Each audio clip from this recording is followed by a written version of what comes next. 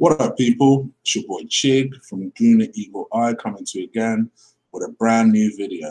This time is to reintroduce my new show, Eagle Eye, where I talk about all the transfer rumours of Arsenal and general little tidbits and news that's going on in Arsenal and my opinions on those stories. First up, we're going to go with a story that's going heavy and absolutely bold today. It was a story that came up, I would say, around about Wednesday, and it's been slowly developing and gathering pace to the point now where my phone practically goes off every 5 seconds, telling me that, you know, this is a big story, and that is that Emre has apparently, not only does he want Nzonzi, but he's managed to convince the board, who are apparently committed to getting a defensive midfielder, that Nzonzi is the guy. I know he's a choice of a lot of you guys that are watching. And I was asked yesterday on the show when I did my 2-hour watch along when I watched the England versus Nigeria game, and it was really good interacting with you guys. I don't often get to do that, particularly when I'm on the show by myself. I never often see a lot of the comments and stuff that are going on. But it was really good interacting with you guys for once. And I think what I really enjoyed about that was I was asked a lot of questions I wouldn't normally have the opportunity to answer. And the Nzonzi story did come up because it was a story that started earlier in the week.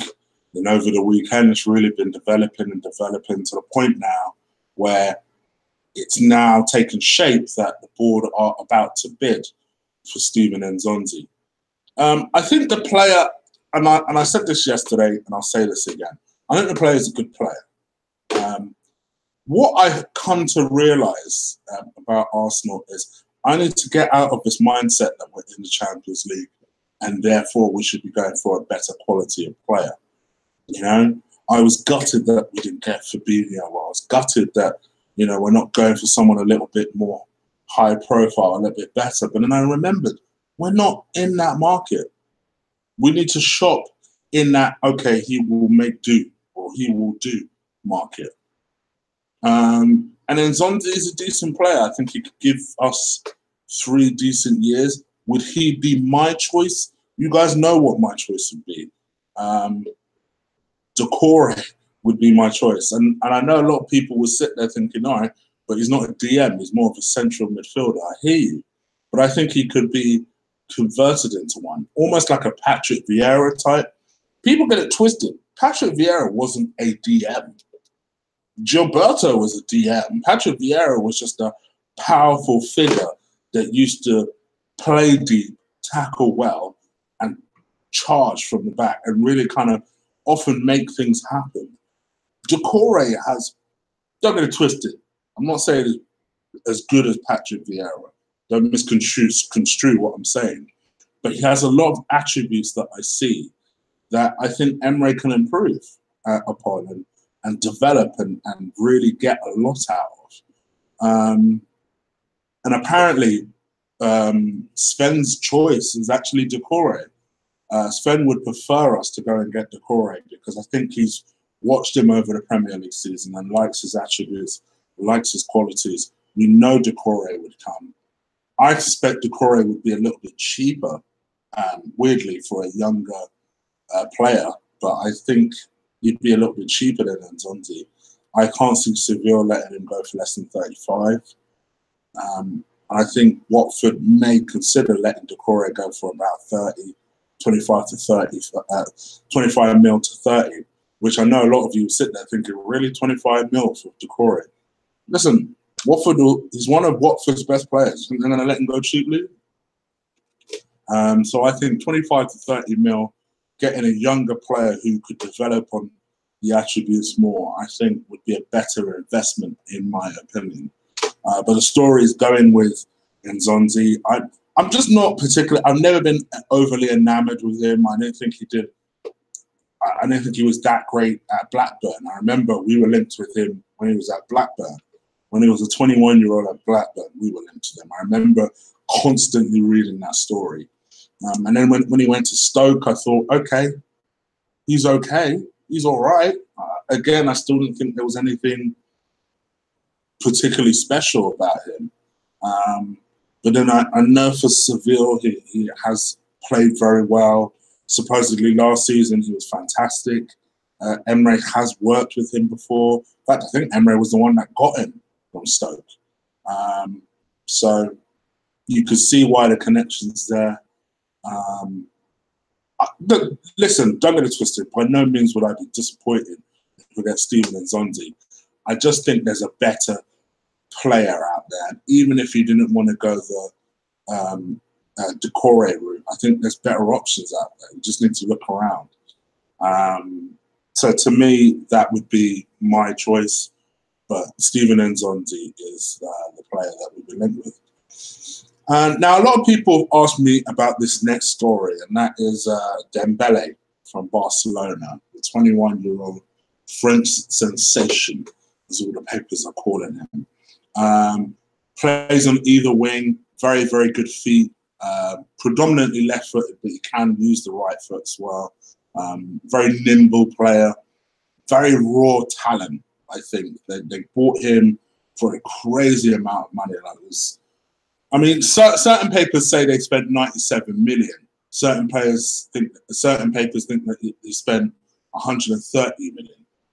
Let's just say it's a shitload of fucking money that they spent on Dembele. And a year later, people are saying that it hasn't worked out.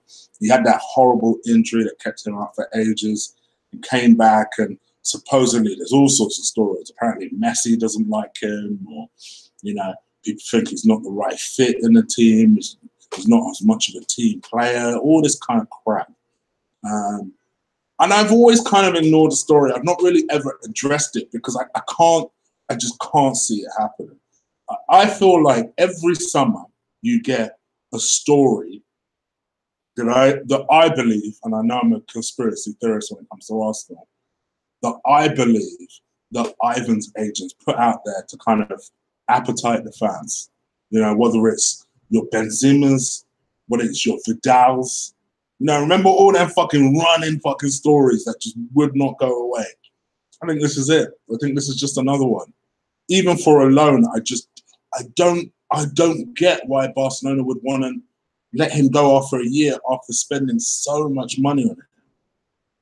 It's one thing if they spent like 30, 40 million, because to Barcelona, let's be real, that's pocket change. It's loose change for them. So they can give up on a prospect after spending 30, 40 million. Like another story I saw was that Bayern Munich player that they bought from Lyon, and his name escapes me now. His name escapes me now. I never talked about that story. I never talked about that story purely on the basis that these are what I call the Ivan Gasidas carrots to just appetize the fans. But anyway, in any case, the Barcelona president has come out and has ruled that as a no-go. He won't be leaving Barcelona. So not even Liverpool will be able to, who seemingly are just buying everybody and won't be able to get him. So that ends that. And then last but not least,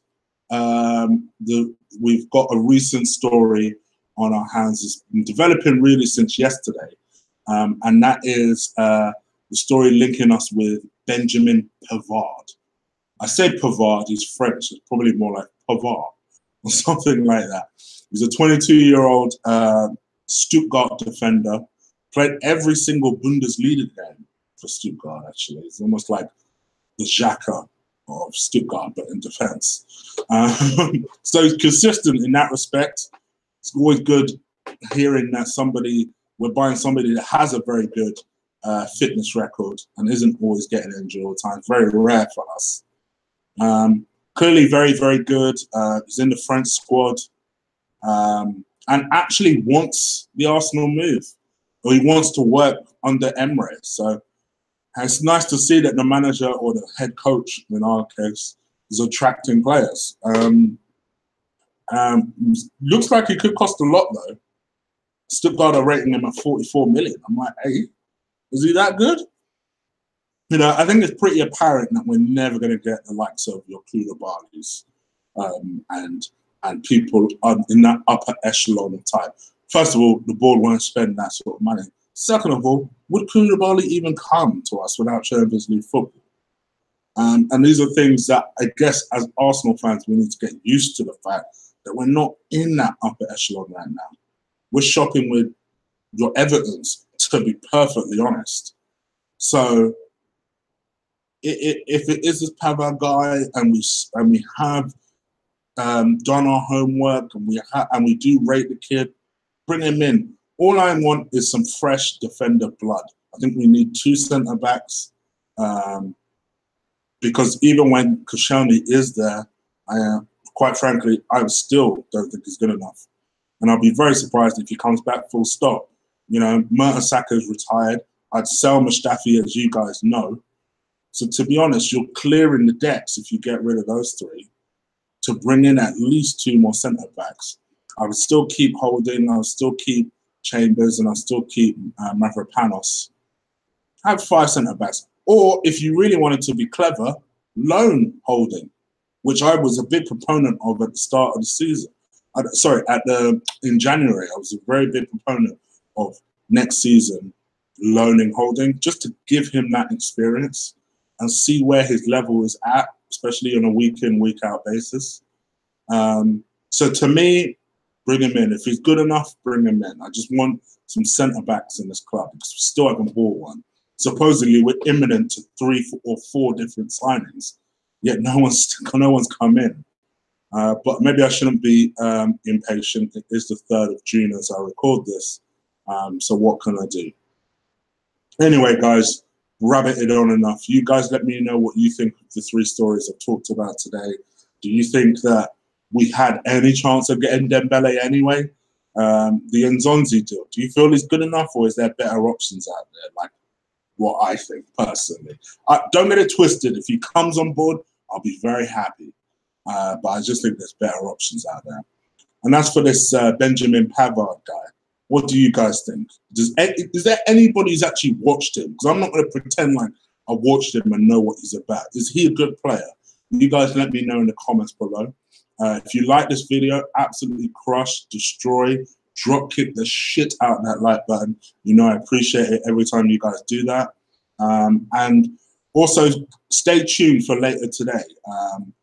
I'm going to be dropping a chopping block later today. I know how much you guys seem to love it. The first one, I think everyone agreed almost unanimously that we need to get rid of Mustafi.